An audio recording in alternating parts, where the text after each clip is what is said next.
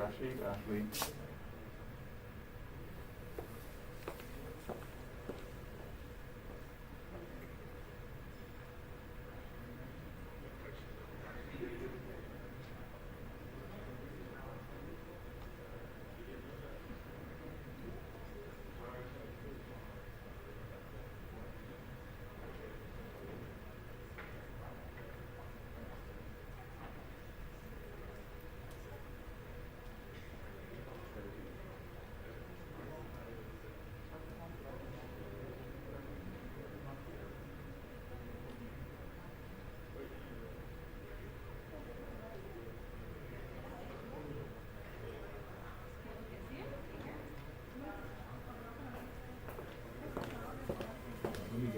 Let me get her farther.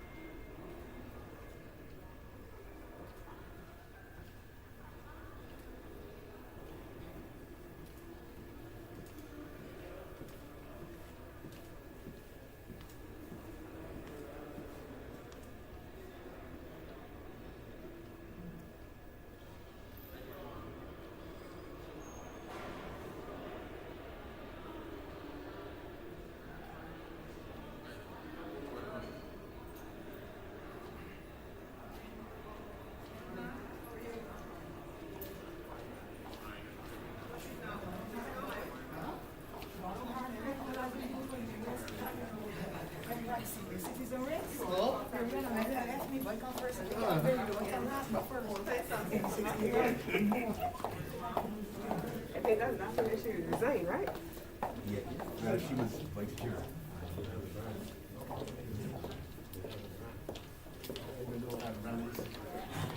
And they lost all the bond, the brothers.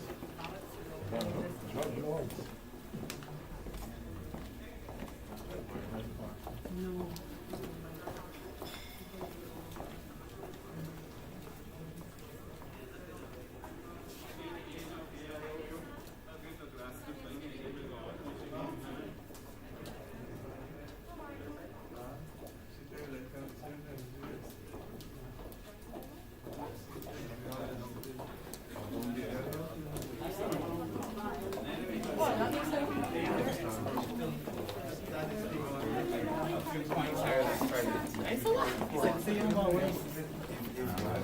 Last week, Tuesday, and Saturday night four.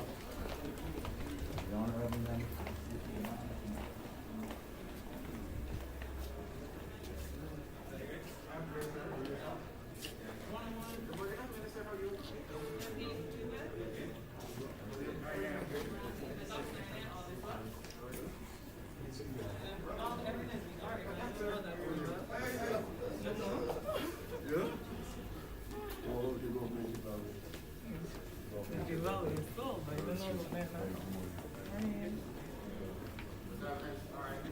Good morning. Oh, let's call you. Where's that voicemail? All right, you put it out. Let's go.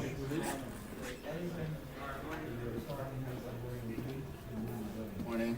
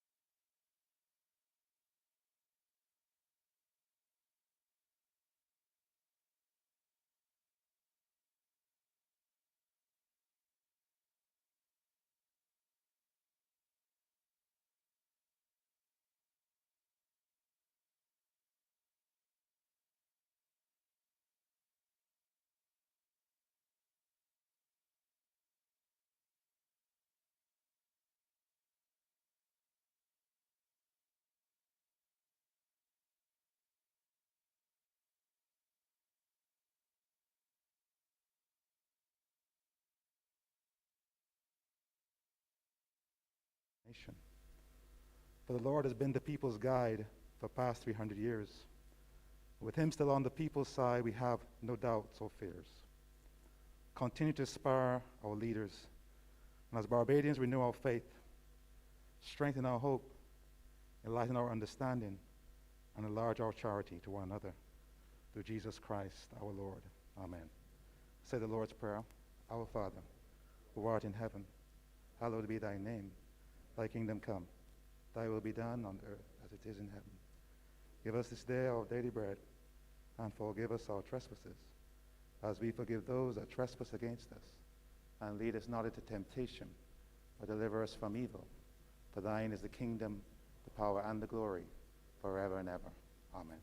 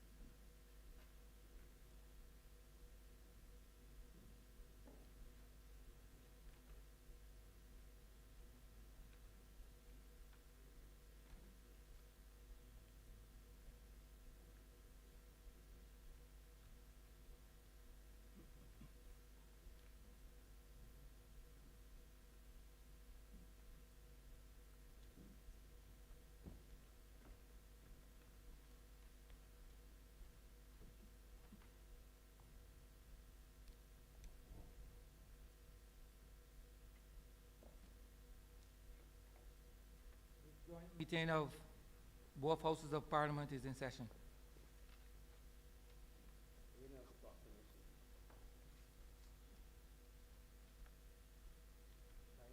Excellency, Dame Sandra Prunella Mason, Dame Grand Cross of the Most Distinguished Order of St. Michael and St. George, Dame of St. Andrew, Queen's Counsel, Governor General of Barbados. A proclamation. Whereas it is provided by Section 61 of the Constitution that each session of Parliament shall be held at such place and commence at such time as the Governor General may appoint. And whereas by proclamation dated 7th day of September 2020, the Governor General appointed the Lloyd Erskine Sanford Center, 2 Mile Hill, St. Michael, as the place at which the second session of Parliament should be held on 15 September 2020 at 10:00 hours in the morning. And whereas it was expedient to continue the session of Parliament at the Worthing Corporate Center, Worthing Christchurch, with effect from the 22nd day of September 2020, and whereas it is now expedient to have this session continued with a joint sitting of both houses of Parliament at the Lloyd Erskine Sanford Center on the 20th day of October 2021. Now therefore, by virtue and in exercise of the power and authority in me vested, I, Dame Sandra Prunella Mason, Dame Grand Cross of the Most Distinguished Order of St. Michael and St. George, Dame of St. Andrew, Queen's Counsel, Governor General of Barbados, do hereby appoint the Lloyd Erskine Sanford Center, 2 Mile Hill, St. Michael, as the place at which the session of Parliament shall be held on Wednesday, 20th October 2021, and 10:00 hours in the morning, as the time at which the said session shall commence. Given under my hand and the public seal of Barbados, this 18th day of October 2021, and in the 70th year of Her Majesty's reign. Mr. Speaker, for this important occasion, we're going to take a roll call, as it were, just to ensure the presence of members. Ms. Motley? I'm here. Present. Bradshaw? Present. Mr. Marshall? Present. Ms. Ford? Present. Mr. Simmons? Present. Mr. Toppin? Lieutenant Colonel Bostic, Present. Mr. Sutherland, Present. Ms. Husbands, Present. Mr. Strawn, Present. Ms. Cattle, Here.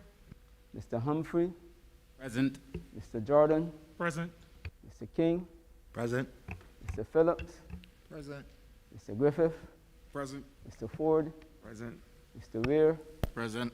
Mr. Abrams, Present. Your Honor, Mr. Rowe, Here. Mr. Goodenagel, Present.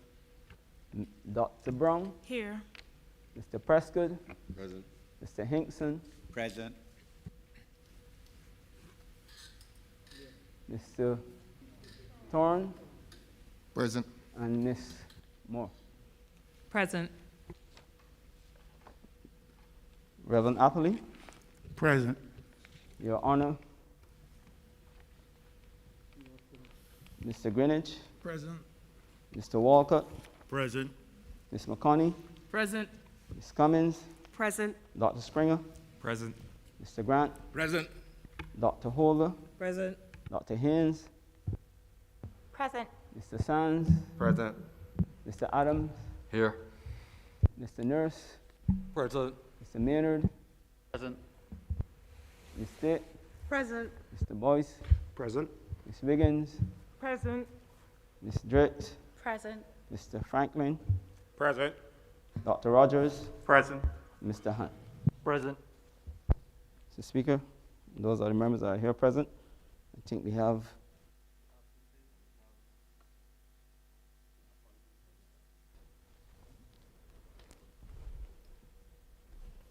there's also one from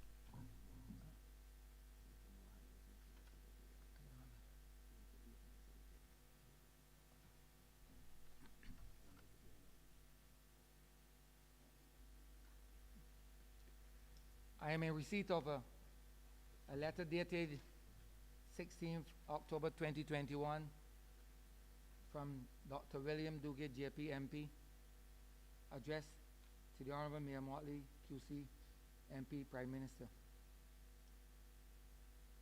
Madam Prime Minister, kindly permit me to inform you that regrettably I will be unavoidably absent from the sitting of the House of Assembly on Wednesday, 20th October 2021. However, I expect to return for the next sitting. Please accept my apologies for my absence. Yours truly, Dr. William Duguid, MP. There's also a letter of absence from Senator Moore, reflecting her unavoidably being absent from today's sitting.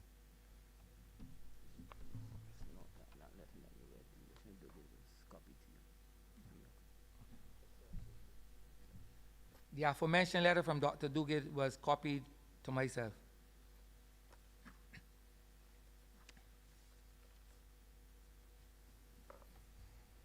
I will now read to you the procedure for the joint meeting of both Houses of Parliament.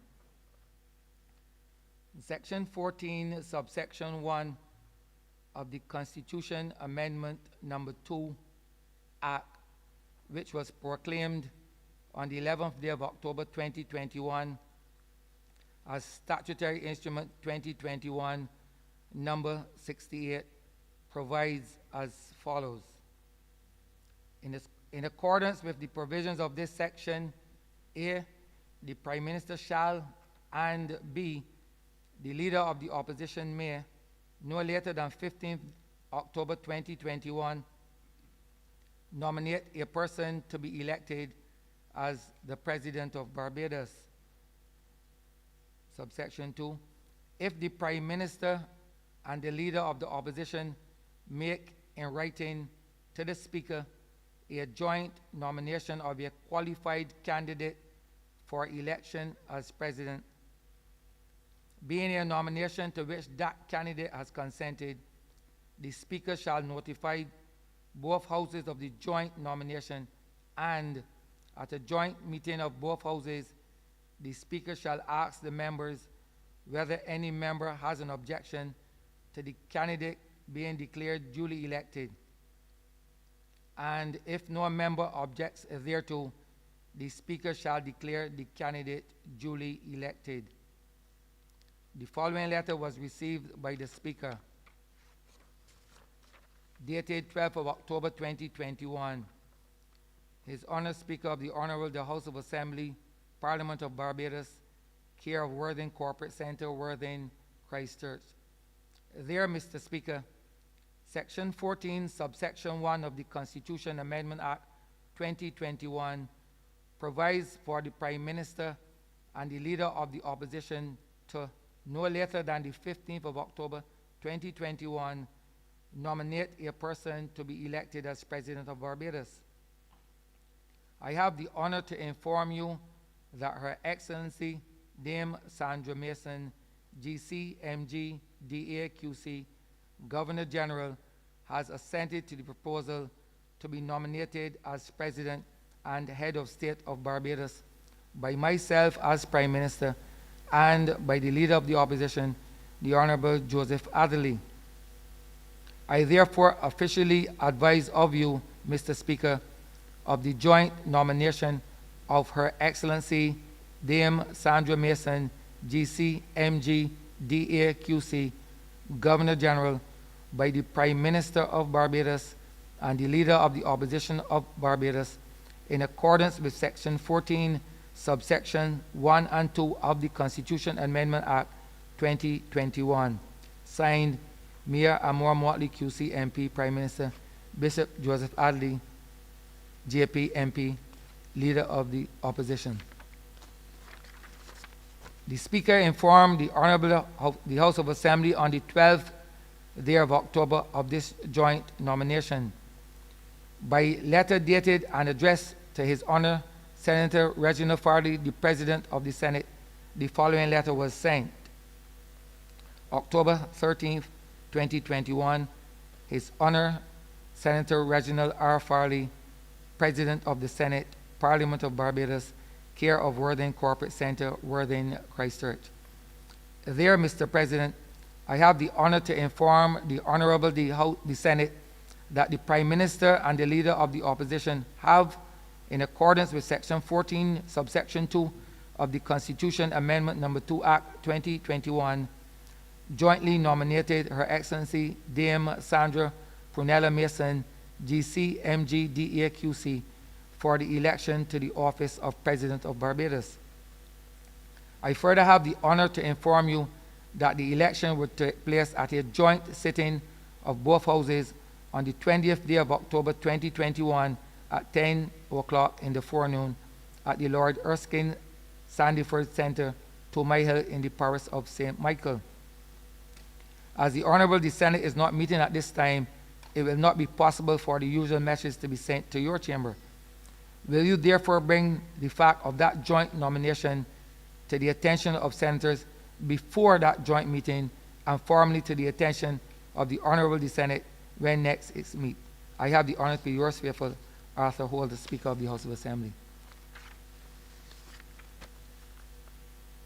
Section 14, subsection 8 of the Constitution indicates that the Speaker shall cause adequate notice of the election of a President to be published in the Gazette, but the period of such notice shall not be less than A, if there is only one nominee, 7 days.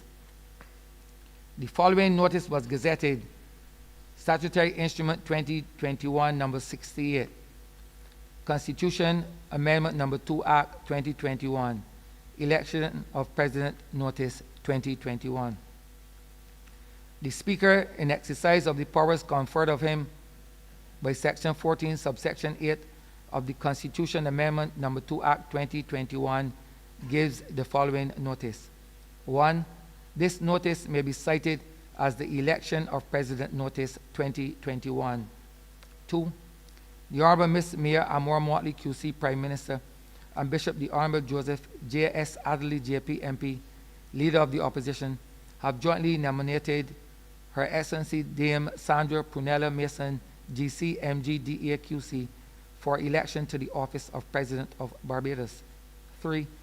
The election will take place at a joint meeting of both houses on the 20th day of October 2021 at 10 o'clock in the forenoon at the Lord Erskine Sandyford Center, 2 Mile Hill in the parish of St. Michael.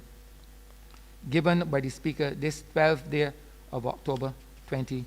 2021.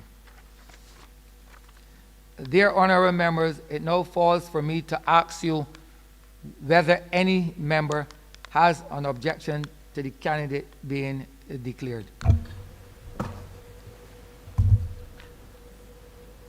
I have an objection, Mr. Senator Speaker. Kennedy, I have an objection, Mr. Speaker.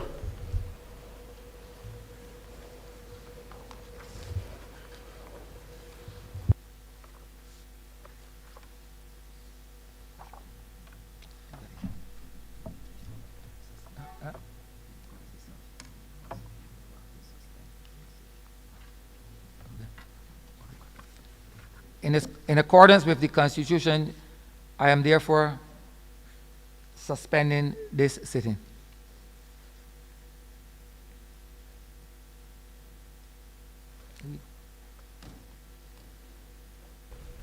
Honorable members, just following on what Mr. Speaker would have said, following this suspension, the houses will break into each individual house. The House of Assembly would remain in here, and the Senate will go to the room next door.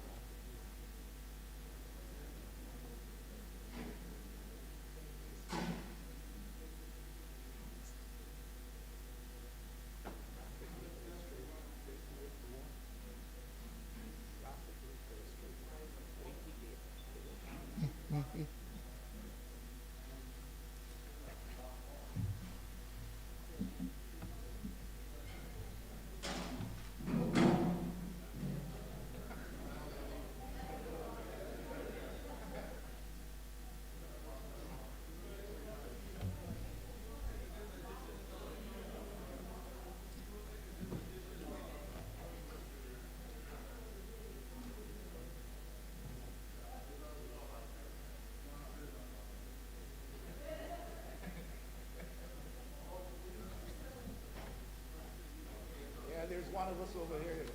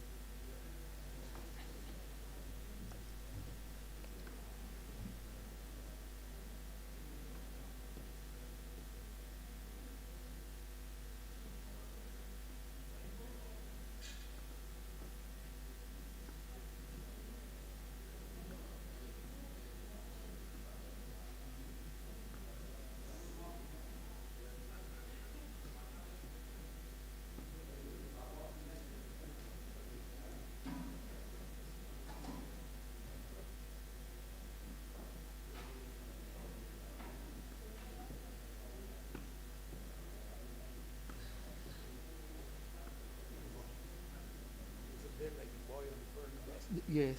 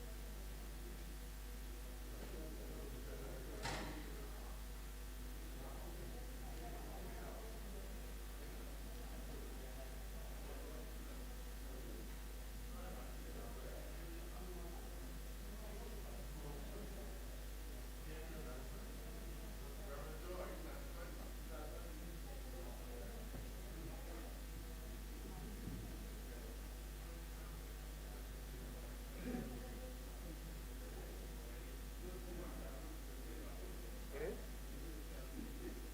It is?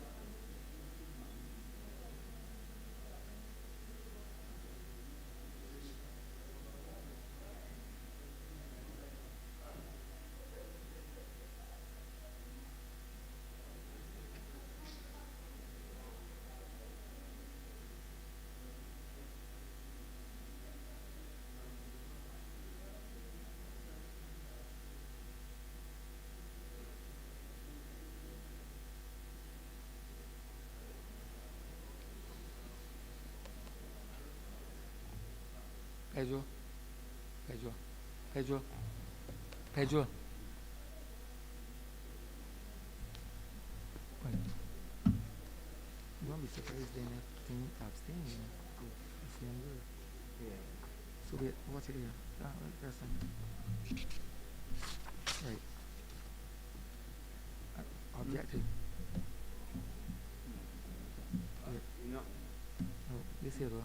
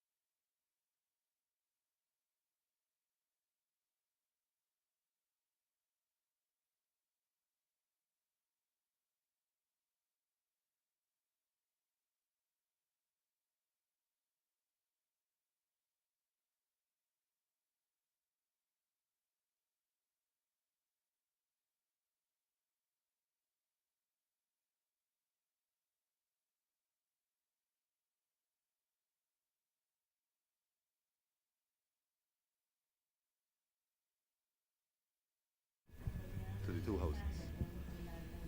Yes, Mr. President, there is. Thank you, Senator Franklin. We will therefore move to have a secret ballot. Mr. Clerk, is the ballot ready? Mr. President, Yes, Senator Franklin. I have just been issued with a ballot paper. I do not know which rule under which ballot in the box. The Prime Minister would start the process, followed by the Leader of the Opposition.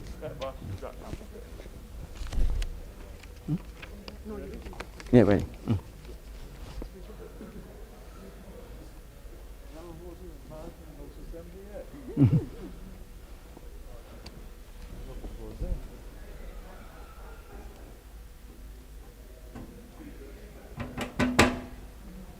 Thank you.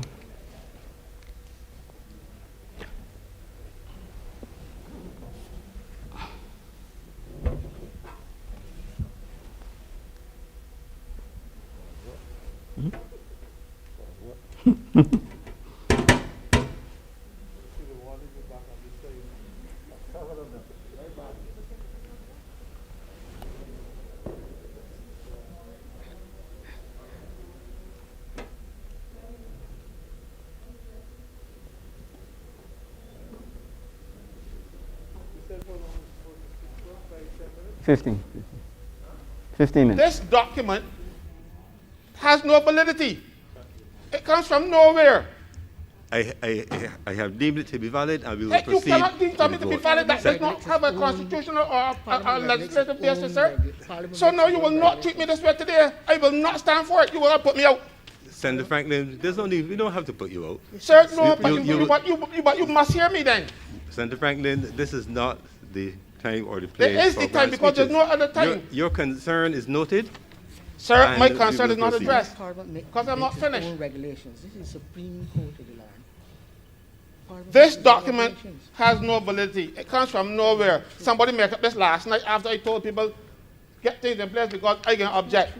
So you rush and do this.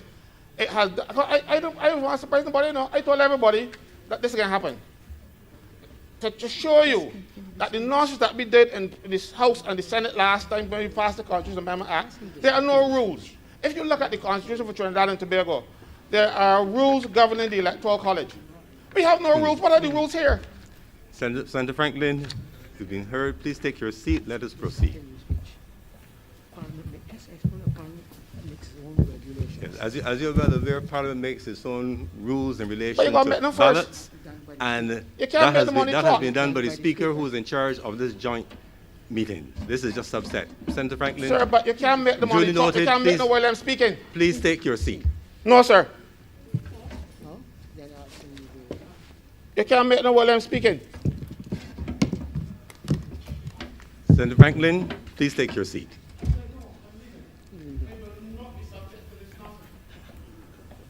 Senator Franklin, you're bordered on being in contempt. Please take your seat. Sir, by your leave, I ask your permission to leave this place because this thing is out of order and I will not be part of it. Permission granted, Senator Franklin. Thank you. Honorable members, let us proceed with the vote.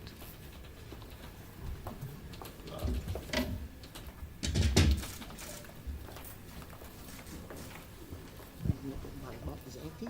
You'll note the ballot box is empty, and you will proceed to make your mark, and clerk will manage the process from here.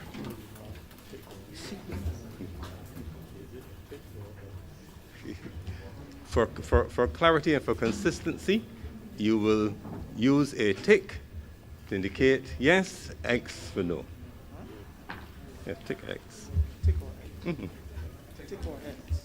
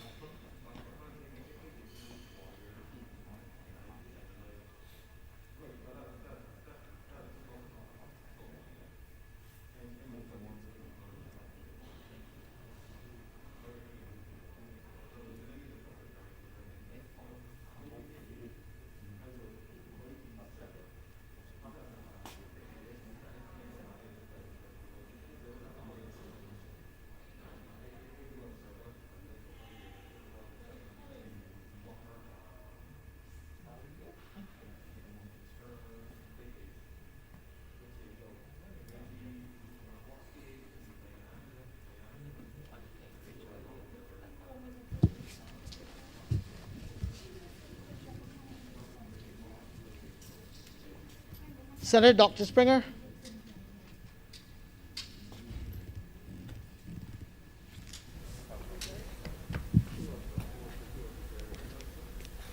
Who have not voted and is desirous of voting.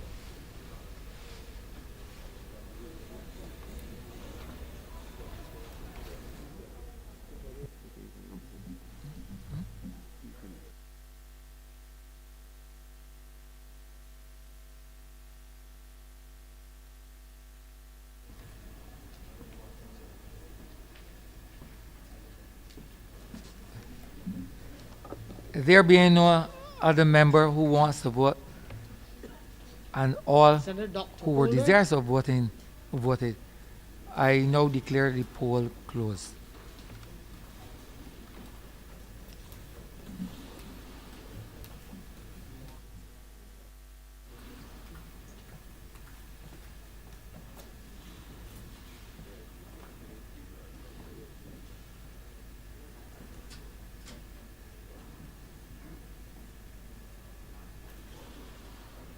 Senator Dr. Haynes.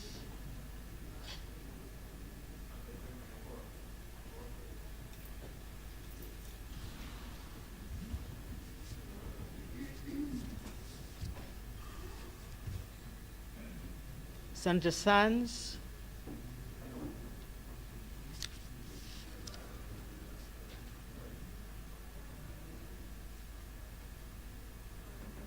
Senator Adams.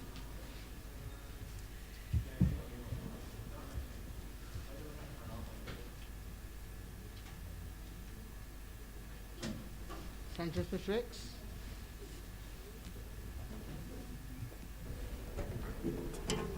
Honorable members,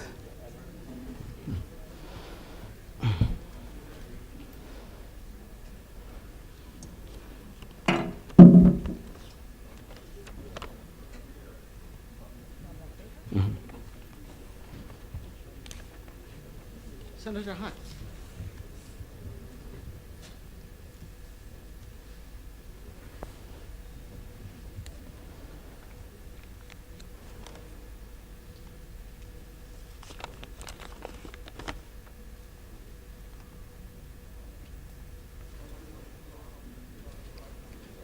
yeah. Senator Reverend Dr. Rogers.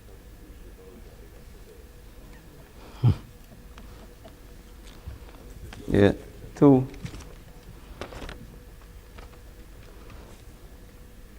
2 in favor. 3 yes.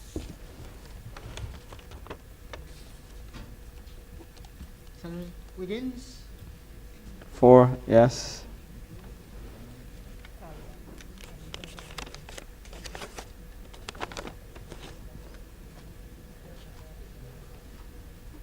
5 yes.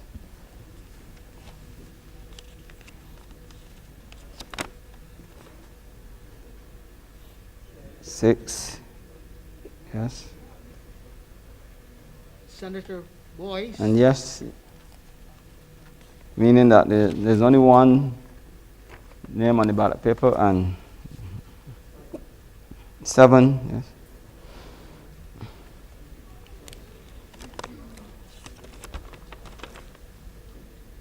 8 yes.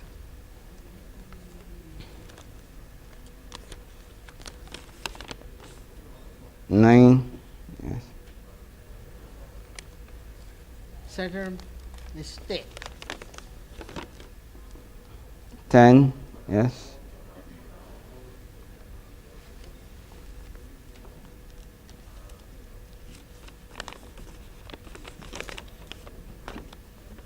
11 yes.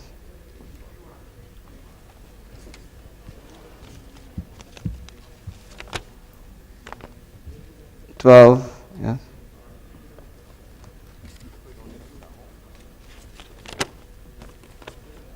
13 yes.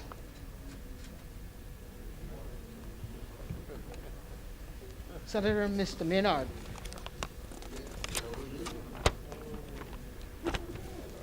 14 yes.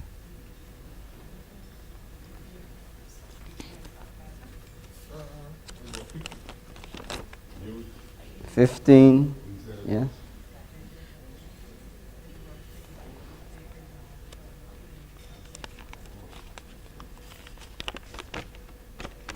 16, yes. Senator, the nurse. 17, yes.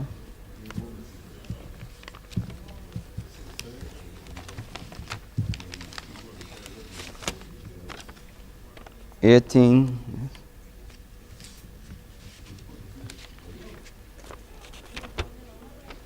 19, yes.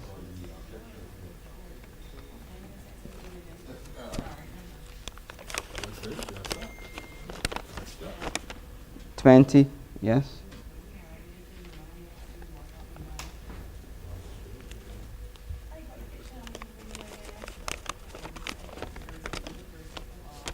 21, yes.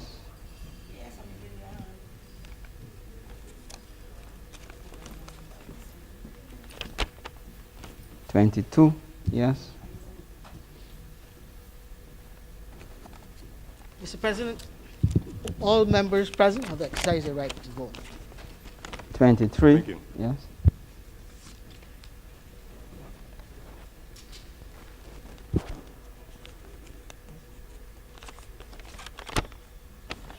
24, yes.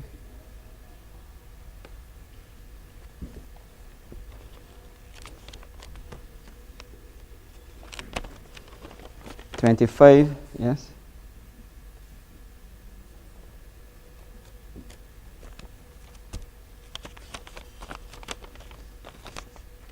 26, yes.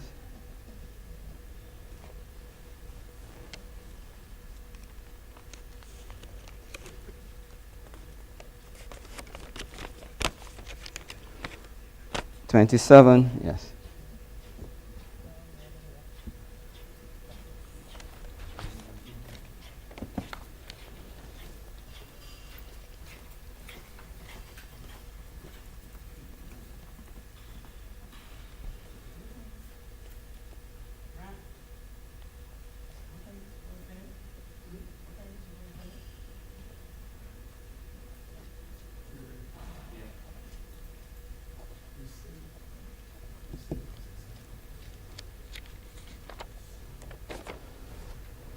'Honourable members, the number of ballot papers that were received from the Speaker were 27.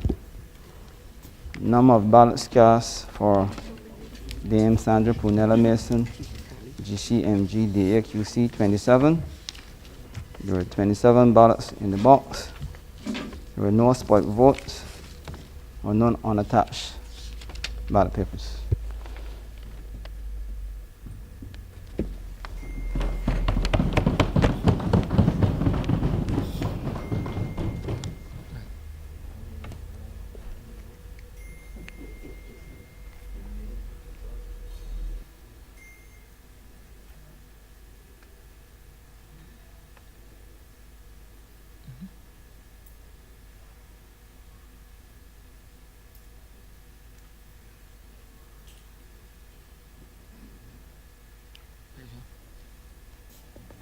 Pedro.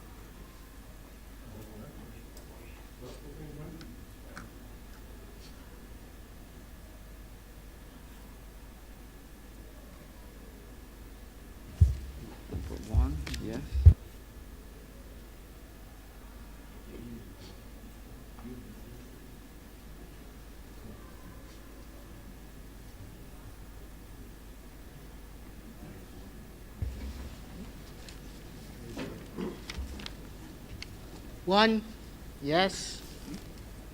2, yes. 3, yes. 4, yes. 5, yes. 6, yes. 7, yes. 8, yes. 9, yes. 10, yes.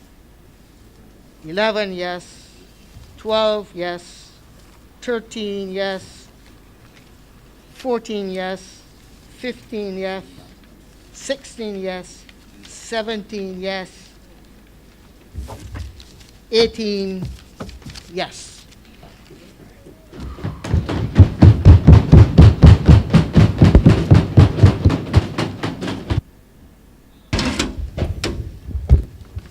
Senator, just for fullness, we received 19 ballot papers from the president.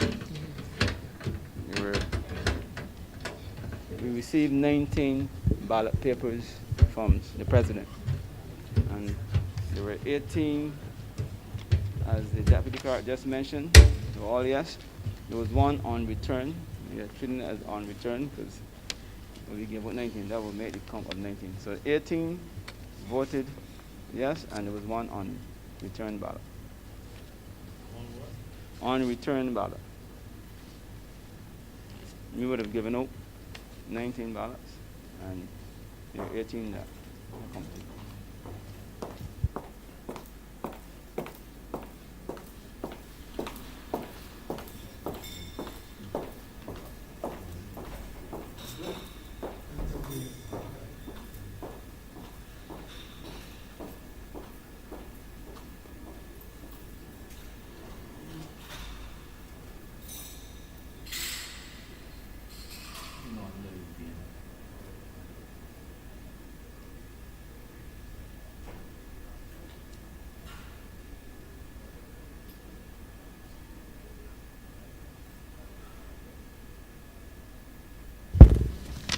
Honourable Senators, the result of the ballot is as followed.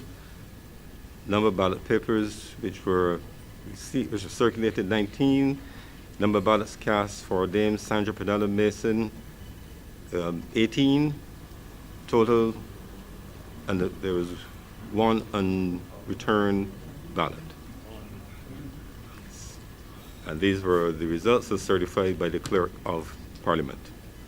We shall now and making this announcement in accordance with Section 14(5) of the Constitution Number 2 Amendment Act, we shall now return to the joint sitting and continue the procedure in accordance with that section of the Act. Thank you very much, Senators, for your cooperation. In procession.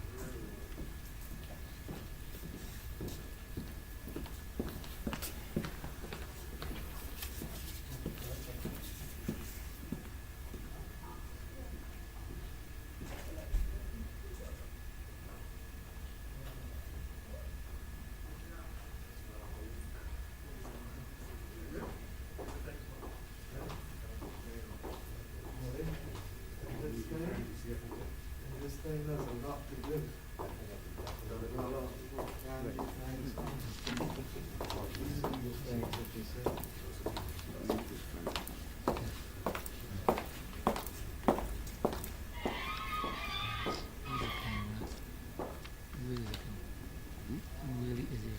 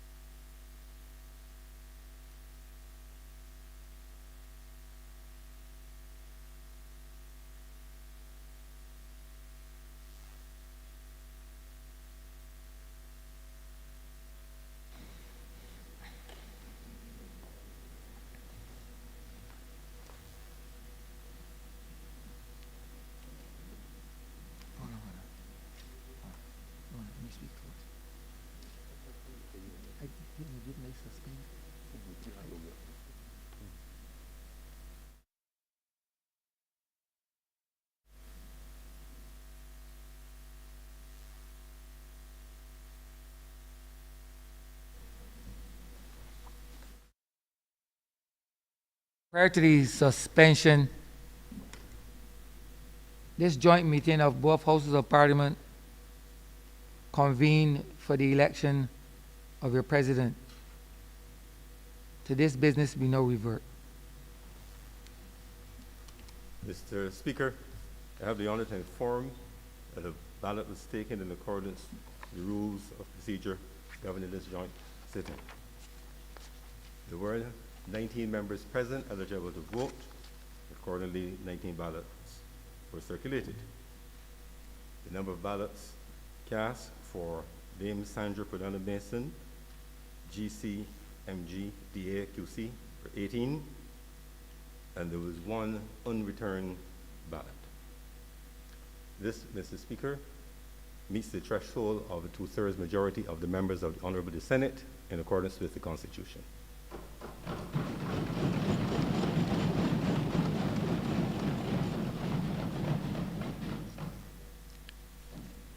Pursuant to Section 14, subsection 5 of the Constitution Amendment Number 2 Act 2021, I am pleased to announce the following.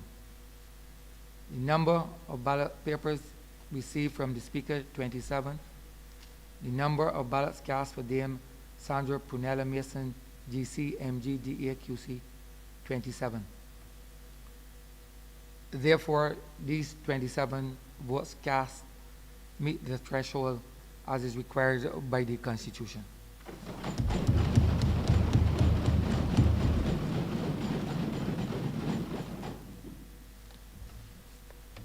I will now therefore read the instrument of election of president.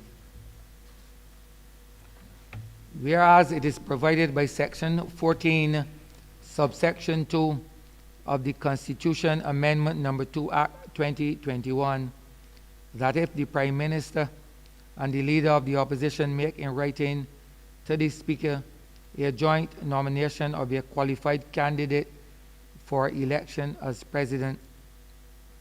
Being a nomination to which that candidate has consented, the Speaker shall notify both houses of the joint nomination, and at a joint meeting of both houses, the Speaker shall ask members whether any member has an objection to the candidate being declared duly elected, and if no member objects thereto, the Speaker shall declare the candidate duly elected. And whereas the Prime Minister and the Leader of the Opposition jointly elected Her Excellency Dame Sandra Prunella Mason, Dame Grand Cross of the Most Distinguished Order of St. Michael and St. George, Dame St. Andrew, Queen's Counsel, Governor General of Barbados, as the candidate for election for the office of President of Barbados. And whereas the Speaker notified both houses of the joint nomination, and at a joint meeting of both houses held on the 20th day of October 2021 at the Lloyd Erskine Sandifer Center, one member objected to the said Dame Sandra Prunella Mason being declared duly elected.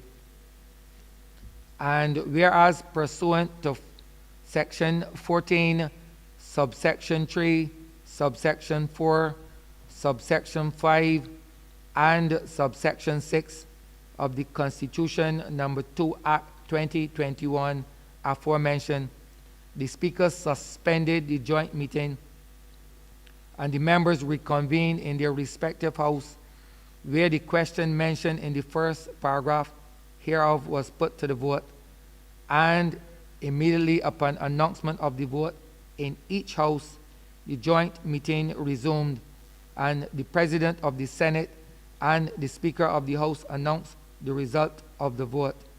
And whereas the candidate aforenamed received 18 votes in the Senate and 27 votes in the House of Assembly, being not less than 2/3 of the votes cast in each house.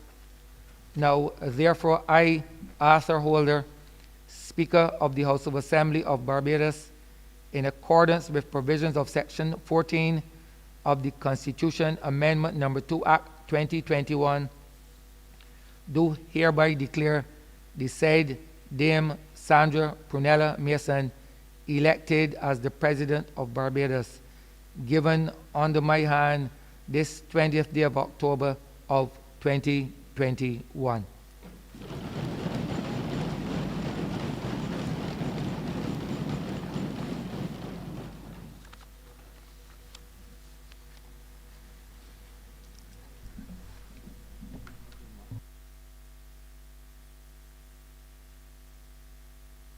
We will now have remarks by the Leader of the Opposition.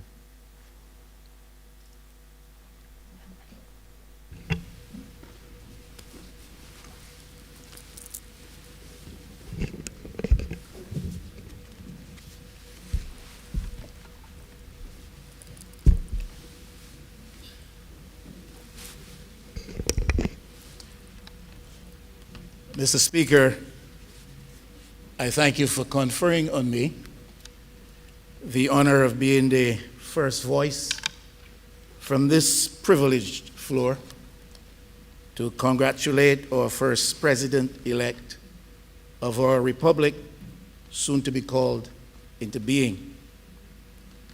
I'm privileged as a member of this House to be a part of the affirmative vote which expresses the will of this House, and in the context of our representative democracy, the will of the people of Barbados. By this vote, Mr. Speaker, we have elevated to the highest office in the land, in this new context, one we consider to be worthy of this signal honor, one who has achieved excellence in her public and professional life, one who has worn all the trappings of her current office with dignity, polished bearing, and the requisite mix of pride and humility. One who both symbolizes and gives substantive expression to that which we desire to be ideally Barbadian, inclusive of, one, the pursuit of individual duty as one imperative contribution to the shaping of our national destiny. Two, the embrace of integrity and industry in professional and public endeavor. Three, the demonstration of civility and charity in engaging others in the context of their concerns and challenges. One who, by manner of service and appreciation of office, constitutes, again both symbolically and substantively, a unifying force in the practice of our political and governance model. Our President-elect, Mr. Speaker, has recorded a number of firsts. First Barbadian female admitted to the Barbados Bar in 1975. First woman magistrate to serve as an ambassador when appointed ambassador to Venezuela in 1992. First woman appointed to serve on the Barbados Court of Appeal, 2008. First Barbadian to be appointed as a member of the Commonwealth Secretariat Arbitral Tribunal, 2014. Now first president of the new republic to be, Barbados. Mr. Speaker, the parliamentary opposition would wish again, however, to register its strong concern re the matter and the manner of Barbados becoming a republic. We believe the process is wrong, is flawed, and that both a public education program and the formulation of a new republic constitution should precede the country assuming the status of republic. We believe the timing is wrong, not the time or period of history at which we have arrived, for truly that is fully our moment, but this moment and the circumstances which preclude a fulsome celebration and nationally expressed embrace of this step. The country is both distracted and somewhat depressed at this time. The alternative view as to the constitutional and legal appropriateness of our approach to change in our nation's status ought to be better addressed and put to rest, because for some it is a real issue. It was my distinct honor to jointly propose Dame Sandra Mason. Firstly, because of all the earlier mentioned attributes and achievements. Secondly, because of the recommendation of the Ford Commission that our first president of a republic, Barbados, should be the incumbent Governor General at the time, and that ours should be a parliamentary republic with a non-executive head of state. In my discussions with the Prime Minister and her team, I expressed strongly the view that in the absence of a referendum on the matter, there should be an actual vote by the totality of the people's representatives in the Parliament. Further, by a secret ballot if an actual ballot became necessary. Additionally, I held the view that the 2/3 affirmation threshold, which she, the Prime Minister, advocated, should be of both houses of Parliament, voting separately. All of the above is important for two very big, good reasons. What we do today and will do over the next weeks and months ahead represents the further indigenization of the processes and institutions relative and relevant to the advancement and maturation of our democracy. As far as is practical, this process today and others of this nature must be insulated from partisan politicization. An important observation. The advancement of women in our society, our economy, our governance structure is very evident and very welcome. But equally evident is the fact that the movement is taking place among women at the higher levels of socioeconomic life in Barbados, while women at the lower levels face a persistent reality of hardship and challenge. I speak of the likes of shop assistants, gas attendants, security guards, domestics, maids, factory workers, hotel workers, etc. It is my view that a high priority in the new republic headed by a woman, therefore, must be that we change that situation. Change in our constitutional status is without sufficiency of meaning unless we change for the better, and radically so, the lot, the plight of our people. Particularly so today, we focus on our women. It cannot be that we elect a woman as our first president, have a female as our prime minister, and not realize that a much more robust effort is imperatively and urgently needed to counter the trinity of evil, that is, economic exploitation of our women in the workplace, sexual harassment of our young ladies in vulnerable settings, or female domestic abuse, now perceived as a cultural norm and par for the course.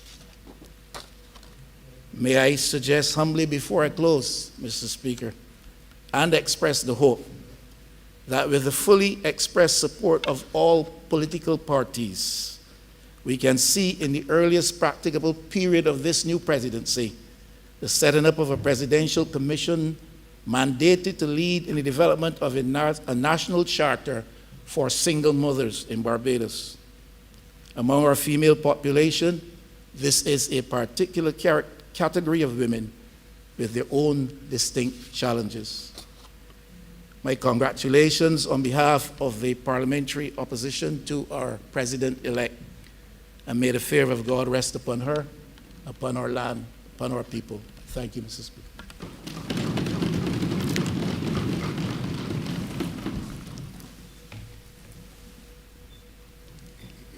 Honorable Prime Minister.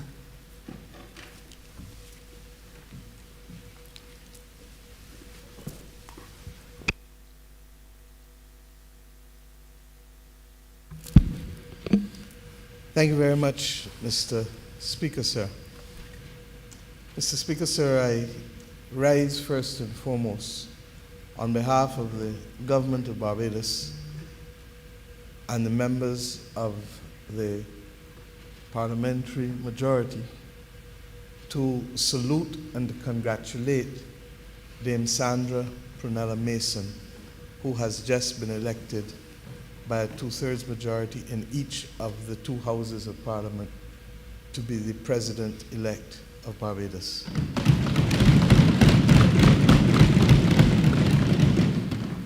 Mr. Speaker, the election of a president of this nation is a seminal moment in the journey of our continued growth as a nation, recognizing that those who have occupied this land, whether those who came before,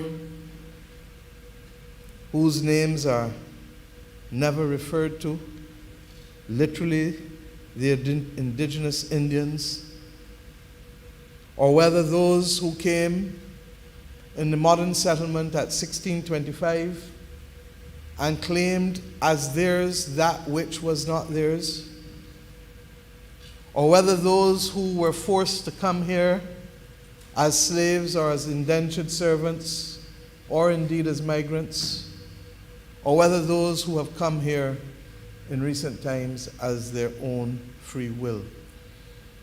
We have had a journey that has been, in our view, one that has fought against all oppression and exploitation, to reach to the point where, sir, we are in a position to claim our own destiny. That those who fought in the 1930s, in particular those who rose up in 1937, to say that theirs was a life that could no longer be tolerated, or those who came thereafter with the establishment of the political parties and the establishment of the Barbados Workers' Union, or those who came with the establishment of the Bush experiment to change how we govern ourselves in the executive function, or under the Right Excellent Sir Grantley Herbert Adams, who in 1950 led the Universal Adult Suffrage Bill through this Parliament to give all of us the right to vote, recognizing that simply the delivery of the franchise to women in 1945 would not be sufficient because women were still required to be part of a propertied class in order to vote. Or those who came in 1966, whether first mounting the discussion for the independence of this nation with the Barbados Independence Conference in the United Kingdom, and ultimately the acclamation of independence under the Right Excellent Errol Walton Barrow, to be regarded as the father of independence, not just then, but forevermore. Or those who came in the form of the Honorable John Michael Jeffrey Manningham Adams and singled out that relationship with property is the most fundamental relationship of any human being in a democracy. Or those like the late Owen Seymour Arthur, who understood that the completion of independence could not be had without the reclaiming of our destiny with respect to the head of our judiciary and the abolition of the Judicial Committee of the Privy Council to be the final court of appeal of this country could not reflect well in an independent country the pride which we have in being able to control our own destiny. Or like the Right Honorable Sir Lloyd Erskine Sandiford, who in his own inimitable style was prepared to put country above self in what he did ultimately to right-size and stabilize this economy, irrespective of who was responsible for it being there. Mr. Speaker, this is a seminal moment for this nation. But it is not one that we come to lightly. We have reached this moment on the eve of our 55th year of independence.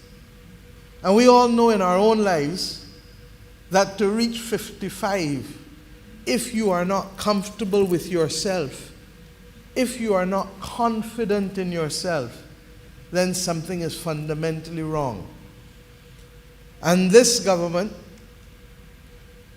like those who went before and who expressed confidence in the journey, even if not completing the process, we believe that the time has come for us to claim our full destiny and to recognize in reality what has been the position. And what do I mean, sir? There can be no issue of the timing being bad at 55 years old. And the question as to why now, I would want to be able to give full expression to today. Because this is really not about November 30th, 2021. This is about December 1st, 2021. This is about being able to use this as the springboard that we as a nation need in order to confront a completely different reality. In many instances, even significantly different from that which confronted us as a nation when we became the government of this nation just over 3 years ago. Our reality is that the world has confronted a pandemic, the likes of which have not been seen for over a century. The reality is that for the first time since being an independent nation, this country has had to contend with double-digit declines, not due to anything done by anyone here, but due to the reality of a COVID pandemic that has decimated every single tourism and travel dependent nation of the entire global community of nations. Every one without exception.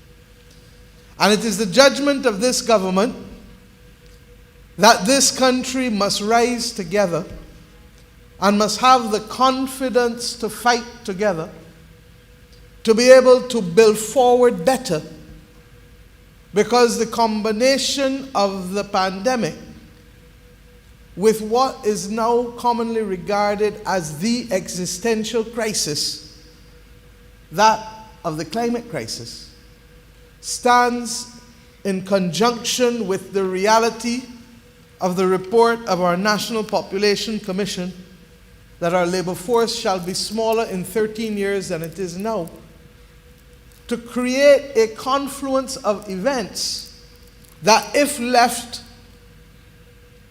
untouched, will do much to undermine the stability of our nation and ultimately the stability and prosperity of our people. And Mr. Speaker, there are many who have asked, why now? And we say, if ever there was a time that this nation needs to bind itself together, if ever there was a time we must move from a covenant of hope to the confidence necessary, it is now.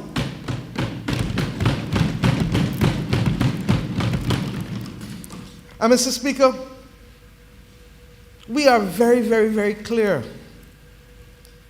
that the confidence that is needed to be able to meet the moment that we face comes first and foremost in understanding, sir, that when we look in the mirror, as the Right Excellent Errol Walton Barrow would have said, we must love what we see. And there can be no better way to reflect the love of self than to accept that one of your very own, born of this nation, shaped by this nation, adding to this nation, bringing honor to this nation, that that person should be elected here today. Like the Leader of the Opposition, I take pride in the fact that it is a woman of the soil to whom this honor is being given and conferred by the members of both houses of Parliament. Like the Leader of the Opposition, I know only too well the journey that it has taken for women to come to any position that they did not hold before, and the extent to which it has been the subject of all kinds of difficulties and, regrettably in some instances, misogyny. I know only too well that those of us for whom that honor is given come not to be the first ever, but come to ensure that we will never be the last. And Mr. Speaker, I believe that that is the position of the person whom we have now elected as our first woman president, but also our first president of this nation, Barbados. And sir, at 55 years old, we are very clear as a government that if we could not be caught loitering on colonial premises in 1966, there is no way that in the third decade of the 21st century, we should have the decisions of this Parliament or the executive of this nation be ultimately signed off on by those who are not born of here, who do not live here, and who do not appreciate the daily realities of those who live here. And Mr. Speaker, that is not meant to be a statement of condemnation of anyone. In fact, we look forward to continuing the relationship with the British monarch, but we are conscious that after 396 years of British rule, and probably just over 386 years of British monarchical rule, taking into account the break that took place in the 17th century because of Oliver Cromwell, that the time has come for us to express the full confidence in ourselves as a people, and to believe that it is possible for one born of this nation to sign off finally and completely. And Mr. Speaker, you know, COVID has a way of laying bare all that we face. And in the last 20 months, if you ever doubted that Barbados was alone in this world, you saw the full example of it with respect to COVID. Those who were overseas territories or départements were given the opportunity to access what they needed to access. And those of us who were independent but still constrained by constitutional monarchy or head of state were still left out there without recourse to anyone. In those circumstances, how can anyone deny the rightness of the moment? Recognizing that more importantly than all of that, that we need a mobilizing force and a unifying force to allow us to fight battles that hitherto in an independent Barbados we have not had to fight. And forgive me, sir, if I dwell for 2 or 3 minutes on it, because sometimes I feel that the absence of real engagement on these fundamental issues in this nation may mean that we are not properly preparing ourselves for what is ahead of us. And Mr. Speaker, sometimes people may feel that we are being esoteric, but you cannot explain to the people of this nation what lies ahead of them by being disingenuous and ignoring the reality of their condition. Sir, people want to know why now in the middle of a pandemic. And Mr. Speaker, I say more than ever, it must be now, because we need everyone to get out of this pandemic. The reconstruction and the recovery from COVID will not be easy. And it requires the majority of us to act together. And whether it is going to be in the rebuilding of the tourism sector, we must go for the best. And we must reflect the best. Or whether it is in the acknowledgement that the new oil is food and water,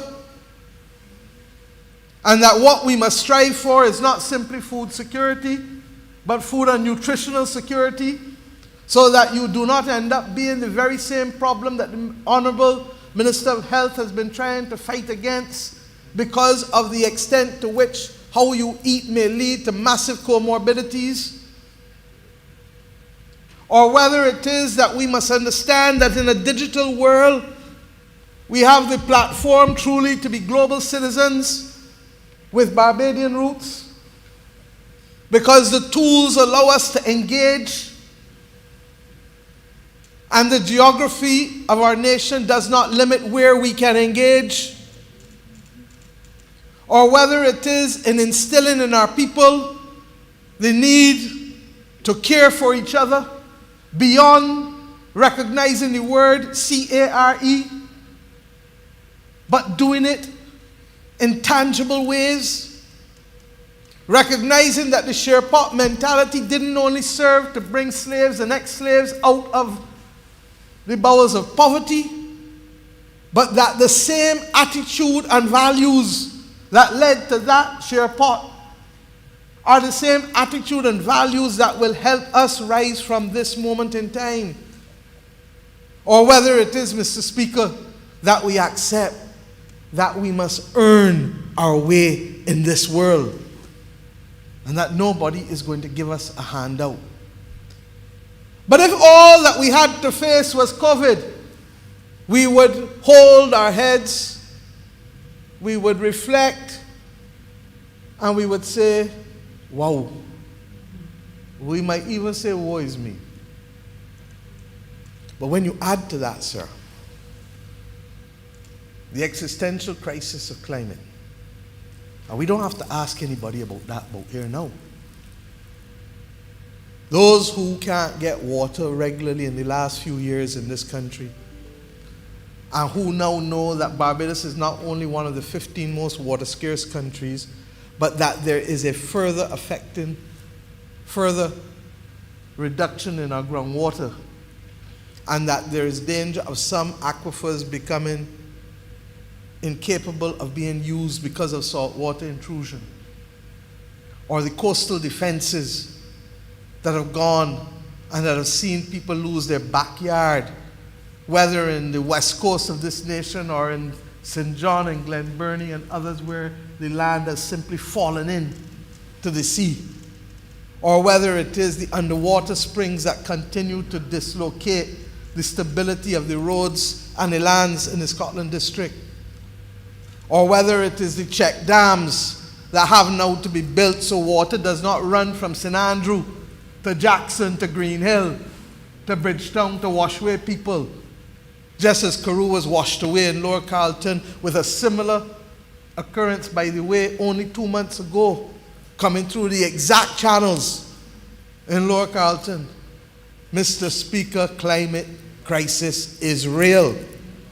And regrettably, the world is showing that it is not prepared to meet the 1.5 degrees. And therefore, this country will have about 12 years at best to properly adapt and to do the things necessary to protect our population. And Mr. Speaker, when we add to that the reduced labor force, Mr. Speaker, that is why now this country for the next 12 to 15 years will be asked to perform a duty that is Herculean in task, but it's not impossible in achievement. And it requires a maturity, a discipline, an empathy, a Barbadian common sense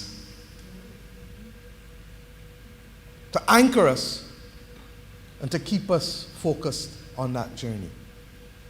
It will come in requiring leadership at all levels, not just from the President whom we elect here today, not just from the members of Parliament who are constituted here today, but across every firm, across every institution, across every church, across every household, across every community, across every club, across every team. And that is why, sir, you may sometimes see me reflect and be a little sad.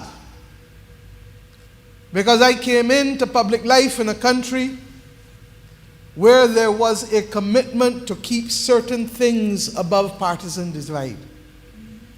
And if I have but one wish between now and when I leave this nation and this earth, it is that this country will respect that. 166 square miles cannot fight the world divided. 166 square miles cannot save itself divided. And I can only share, sir, my experience on this journey, conscious that the Lord has blessed me with the opportunity to have been exposed to each of this country's prime ministers before. Not premier, but prime ministers.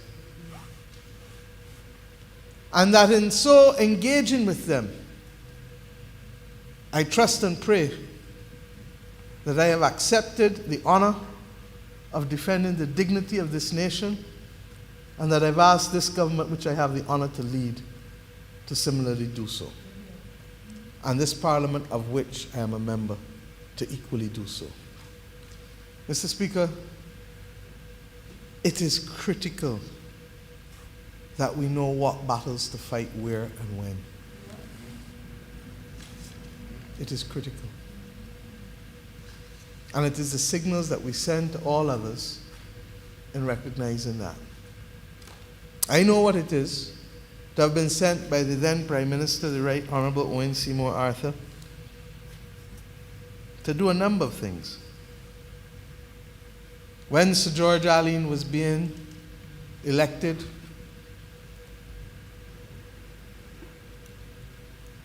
to the Pan American Health Organization, and for that election, like any election, you have to canvass. The father of one of our members, Senator Tate, was at the forefront of that election, along with the Honorable Elizabeth Thompson, who was then Minister of Health. When this country made the determination that we would have to issue arbitral proceedings against Trinidad and Tobago, our sister nation and Caribbean community, it was not done without the deepest consultation and agreement. And when we determined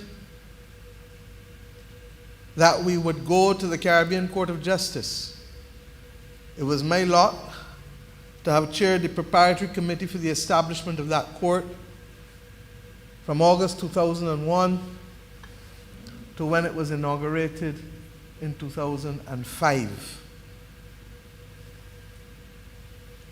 And it was therefore my lot to deal with the opposition, because what equally like this moment was required was a constitutional amendment. And I thank God that unlike other nations in the region that have hitherto been able to reach national consensus on this fundamental and vital matter, that Barbados was able to reach consensus with the then leader of the opposition, David Thompson, and myself meeting and signing off that this could not be a matter that divided the children of independence of this nation. Mr. Speaker, I say these things because it is also important for me to explain why now about some of the values that we keep. I had cause last week in Washington, D.C. to deliver myself of the remarks made by the Right Excellent Earl Walton Barrow on 2 occasions to indicate that this is who we are as a people.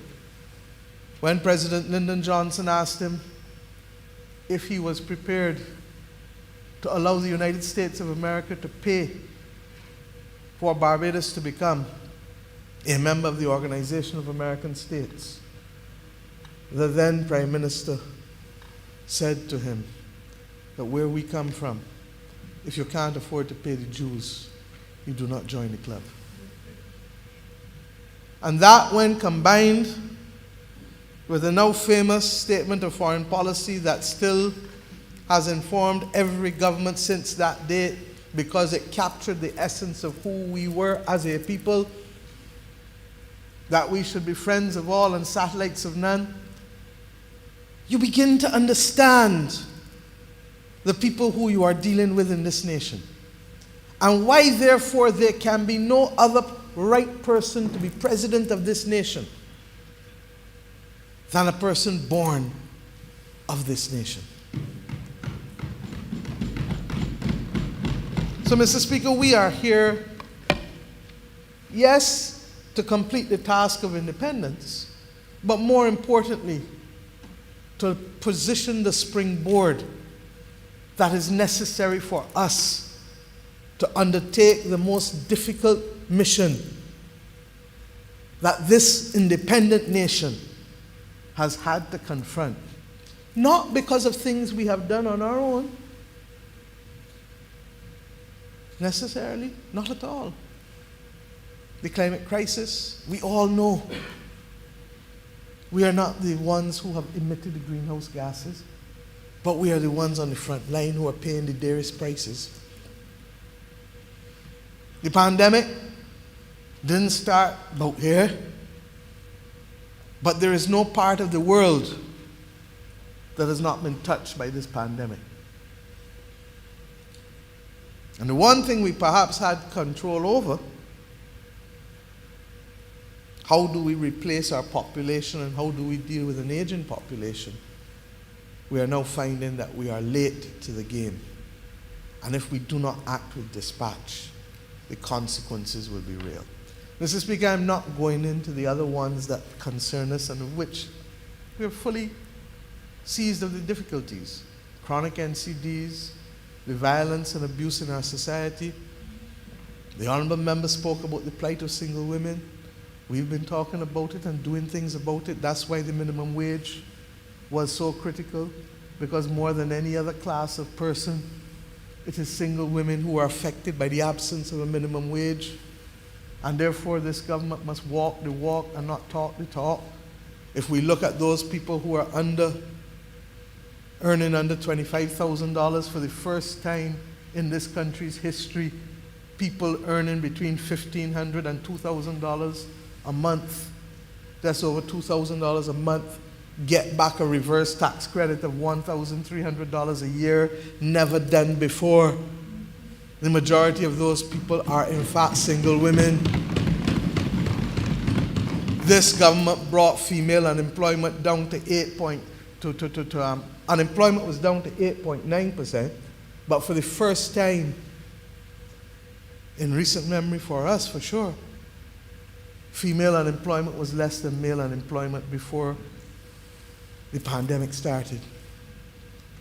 And from the time the pandemic came, female unemployment shot up once again over male unemployment because of the fact that the majority of women work in services in this country. And it is the services sector that has been debilitated. So I'm glad that we share the same perspective on what must be done. And to recognize that having a single woman as Governor General or a single woman as Prime Minister, or 6 or 7 or 8 or 9 or 10 in here, cannot suffice to correct centuries of misogyny and centuries of discrimination. And I thank the Honourable Leader of the Opposition for joining me in this battle now to make sure that well is done by our women and right is done by our women. Mr. Speaker, we look forward, therefore, to the 1st of December, 2021. But we do so confident that we have just elected from among us a woman who is uniquely and passionately Barbadian, does not pretend to be anything else, reflects the values of who we are, has been able, in spite of her achievement of many firsts, to maintain a humility that is so admired by our people. Barbadians do not like boastful people. That is not our nature. But we like confident people, and we like proud people, and we like industrious people, and we like people who fight for the underdog, who believe in social justice, who believe in fairness. That is who we are. And I can think, therefore, of no better person at this juncture of our nation who can reflect that, those values, and who also, by dint of their life, have shown you that it is not simply about the fighting for rights, which is absolutely essential in a post-colonial society, but that they also recognize the responsibilities that must go hand in hand with the gift of those rights. And those responsibilities come with an understanding that there is no one else to look over us. There is no one else to clean and maintain the house of state but us. Who we see in the mirror is who will be responsible for maintaining the ship of state. And like every other institution, if there is no maintenance, it will fall apart. Things shall fall apart, in the words of Chinua Achebe. Mr. Speaker, this is our moment. In May 2016, this parliamentary majority party gathered at Solidarity House to pass and launch the Covenant of Hope. The first chapter in the Covenant of Hope, which was a covenant that spoke to who we are, what we stand for, and what we shall fight for as a movement of people. The first chapter was on confidence and building self-esteem. Mr. Speaker, we have moved from the Covenant of Hope to the ultimate act of confidence. I trust and pray that those who come after us will understand that we made a determination that there shall be a 2/3 majority of each house, because this country must always find its way to find someone who can unite all opinions in this country. We are simply too small not to make the most extraordinary efforts to find that person who can provide that unity of purpose for this nation. Unlike other countries, and unlike the requests of many, when asked whether we would agree to a step-down provision to a simple majority in the absence of agreement on the first two ballots, we have said no, because we believe that we must always dig deep to find that higher place. Similarly, I am conscious that I've taken the decision as Prime Minister of this nation to abandon powers that every other previous Prime Minister has had. I do so as a child of independence, and as a child who would have been expected to walk this journey by the Right Excellent Sir Grantley Adams, who gave us that right to vote, and by the Right Excellent Earl Walton Barrow, who gave us that step into independence. And what are those powers that have been reduced? Mr. Speaker, prior to today, this country had 8 governors general. Sir John Montagu Stowe was appointed by a Prime Minister in consultation with the Leader of the Opposition. Sir Arley Winston Scott was similarly appointed. Sir Dighton Lyle Ward was similarly appointed. Sir Hugh Springer was similarly appointed. Dame Nita Barrow was similarly appointed. Sir Clifford Husbands was similarly appointed. Sir Elliot Belgrave was similarly appointed. And the person who has the honor to be our first president-elect was similarly appointed by the previous Prime Minister, consulting with me as Leader of the Opposition.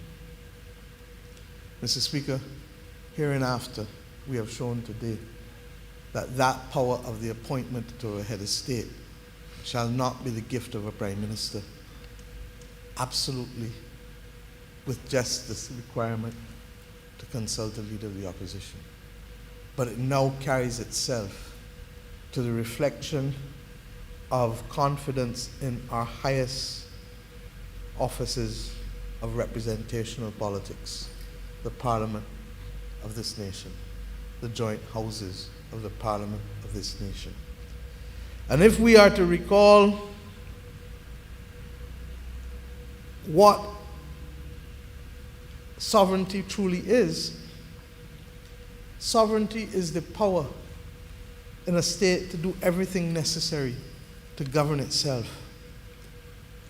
And in a republic, the state in which sovereignty resides is in the people and in the representative offices of the people. That we can now have this high power reside in the parliament of this nation rather than in the office of a single person, even though they be prime minister, is a significant advancement in the democracy of this nation.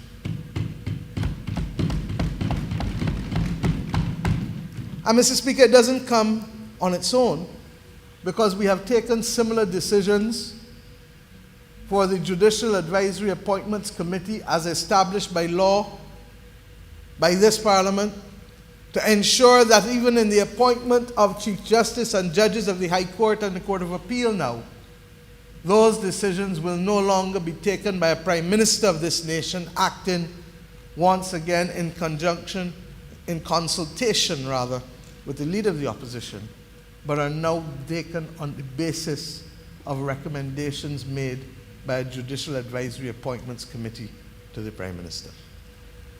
Mr. Speaker, I pause on these two occasions because it is important that we understand that the journey of development is a relay race. And none of us will be expected to complete it, but neither are we at liberty to resile from it, as is reflected in the Talmud. This country has come to be regarded as one that punches above its weight. It is our responsibility to ensure that that reputation and that acclaim, as reflected by other nations of the world, be continued to be associated with us. But above all else, I pray that we go forward as a people who understand that our biggest challenges and our biggest opponents today come not from within, but from the battles that we must fight across the world and globally. And if we remember that, sir, then we remember that whether it is from the President of the Barbados or whether it is from those who are the youngest in this land, that there must be a unity of purpose to carry us forward. And I pray that this simple but profound act today will give us the strength and courage to know that we can meet all manner of man or woman as equal persons. It has often been said that a man or a woman, even if they have one pants, one bag, one dress, they are still a man or a woman. And that the dignity that must attach to that must never be forgotten. If I extrapolate that and say whether it is 300,000 people or 300 million people, as we found out, is the population in the United States of America or Indonesia, or 300,000 here, it matters not. For the right to be able to chart the destiny of a people and to stand up and to defend them against all the odds is a sacred right which we claim on behalf of our people and which we express now with absolute confidence that irrespective of the challenges, cognizant of the opportunities, conscious of the need for unity, that Barbados shall move forward on the 1st of December as the newest republic in the global community of nations, conscious that we are going not without concern on the part of some, but with absolute determination that at 55, we must know who we are, we must live who we are, and we must be who we are. Mr. Speaker, I'm obliged to you.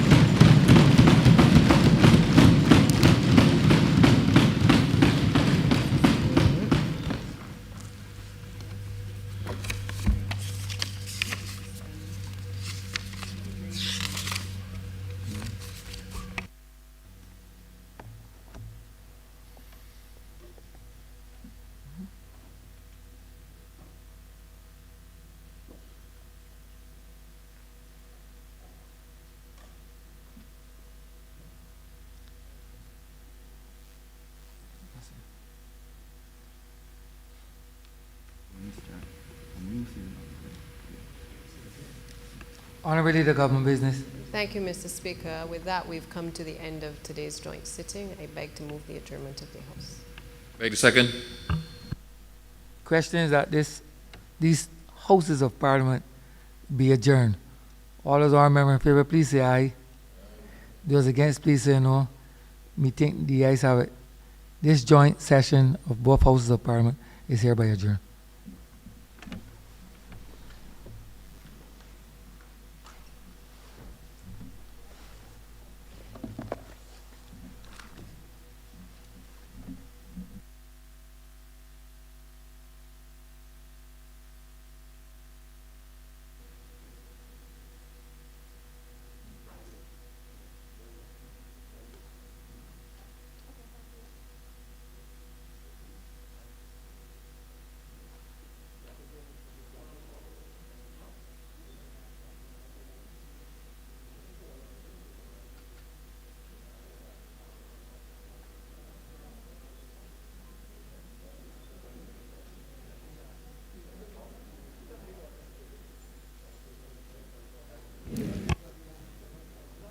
Members of the House, we will break until 12:30, and then we will resume for a new sitting of the House of Assembly.